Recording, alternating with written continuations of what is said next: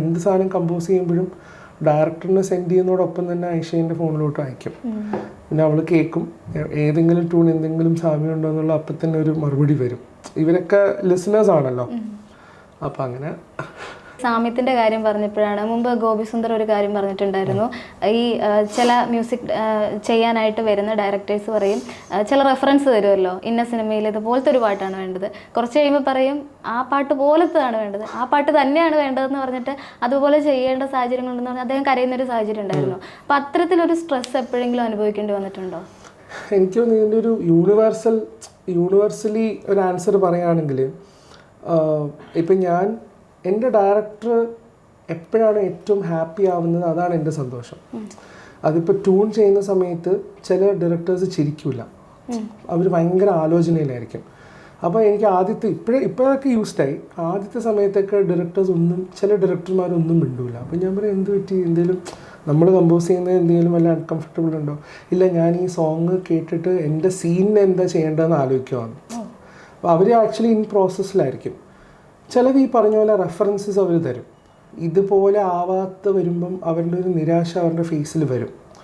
അപ്പം നമ്മളെന്താ ചെയ്യുക, ആ ട്രാക്കിനെ പോലെ തന്നെ എങ്ങനെയൊക്കെ നമുക്ക് എൻ്റെ വേ ഓഫ് കമ്പോസിങ്ങിൽ അത് വളരെ കുറവാണ് കേട്ടോ. അങ്ങനത്തെ ഒരു സാഹചര്യം എനിക്ക് ഉണ്ടായിട്ടില്ല ഇതുവരെ. ഞാൻ വർക്ക് ചെയ്ത ഡയറക്ടേഴ്സ് ഒട്ടുമിക്കവരും ഭയങ്കര വെൽക്കമിങ് ആയിരുന്നു. ഇപ്പം വിനീതേട്ടൻ നോക്കിയാലും, കുഷീൻ്റെ director Shiva Nirvana, Hi Nanna director Shaurya, once മോറിൻ്റെ ഡയറക്ടർ, അപ്പോൾ ഇവരൊക്കെ, ഇപ്പോൾ അഹമ്മദ് കബീർ, അപ്പോൾ ഈ ഡയറക്ടേഴ്സ് എല്ലാവരും ഭയങ്കര വെൽക്കമിങ്ങാണ്. നമ്മൾ ഫ്രഷായിട്ട് എന്ത് സാധനം ചെയ്യുമ്പോഴും അവർ അത് വെൽക്കം ചെയ്യാൻ അവർ റെഡിയാണ്.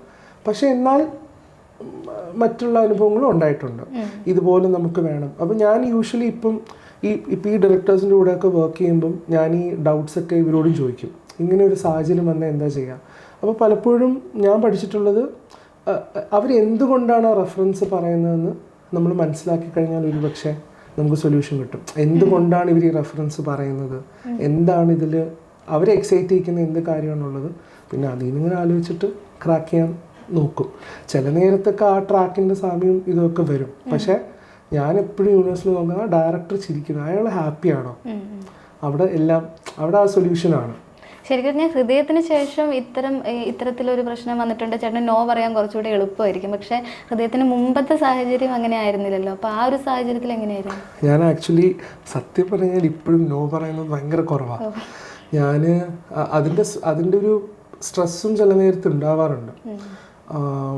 ഞാൻ ഡയറക്ടേഴ്സിൻ്റെ കൂടെ ഇരുന്ന് എനിക്ക് കമ്പോസ് ചെയ്യാൻ ഭയങ്കര ഇഷ്ടമാണ്. പക്ഷെ അതേപോലെ ഡയറക്ടേഴ്സിൻ്റെ കൂടെ ഇരിക്കുമ്പോഴും ഉണ്ടാവുന്ന ഒരു മാനസികാവസ്ഥ വേറെ. കാരണം ഞാൻ ചിലപ്പം വേറെ എന്തെങ്കിലും ഒരു സ്ട്രെസ് ചെയ്യുന്നതായിരിക്കും സ്റ്റുഡിയോയിൽ വന്ന് ഇരിക്കുന്നത്. അവിടെ ഒന്നും അറിയാത്തൊരു ഡയറക്ടറായിരിക്കും ഇരിക്കുക. അപ്പം ഞാൻ ചിലപ്പോൾ ഹാങ് ഓവർ ആയിരിക്കും, വേറെ ഏതെങ്കിലും വർക്കിൻ്റെ സ്ട്രെസ്സായിരിക്കും. അപ്പോൾ വരുമ്പോൾ ഈ ഡയറക്ടർ ഒന്നും ചെയ്തില്ലല്ലോ, പുള്ളി സമയമൊക്കെ മാറ്റി വെച്ച് വന്നിട്ട് അപ്പോൾ ഉണ്ടാകുന്നൊരു പിരിമുറുക്കം ഉണ്ടാകും. അതിനെ ഞാൻ മാനേജ് ചെയ്യണം. അങ്ങനെയുള്ള കുറച്ച് അൺകംഫർട്ടബിലിറ്റി ഇപ്പോൾ അതിനൊക്കെ ഇങ്ങനെ മാനേജ് ചെയ്ത് എക്സസൈസ് ചെയ്ത് ശീലമായി. കാരണം എനിക്ക് ഡയറക്ടേഴ്സ് ഇല്ലാണ്ട് ഞാൻ ഒറ്റയ്ക്കിരുന്ന് കമ്പോസ് ചെയ്ത് ഭയങ്കര കുറവാണ്. ഇപ്പോൾ ആക്ച്വലി ലാസ്റ്റ് ഒരു 2-3 years ആയിട്ട് വളരെ കുറവാണ്. ഒറ്റയ്ക്കിരുന്ന് കമ്പോസ് ചെയ്ത ദിവസങ്ങൾ എനിക്ക് ഓർമ്മ തന്നെ ഇല്ല. എപ്പോഴും ഡയറക്ടേഴ്സ് ഉണ്ടാവും.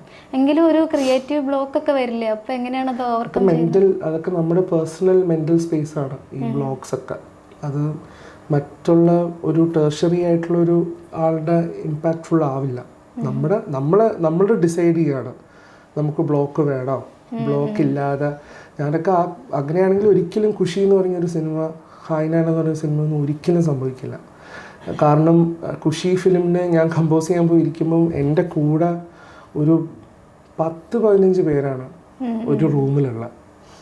അപ്പം അവരുടെ പ്രസൻസിലാണ് ഞാൻ കമ്പോസ് ചെയ്യുന്നത്. അപ്പം അവിടെയും വേണമെങ്കിൽ എനിക്ക് ക്രിയേറ്റീവ്ലി ബ്ലോക്ക്ഡ് ആവാമല്ലോ. ഐ വാസ് ഏറ്റവും ഒരു ലക്കി ആയിട്ടുള്ളൊരു സ്പോട്ടല്ലേ, ഭയങ്കര ബ്ലെസ്ഡ് ആയിട്ടുള്ളൊരു സ്പോട്ടാണ്. ആ ഓപ്പർച്യൂണിറ്റീനെ യൂസ് ചെയ്യുക എന്നുള്ളത് മാത്രം ഫോക്കസ് ചെയ്തിട്ട് ചെയ്ത സോങ്സാണ്.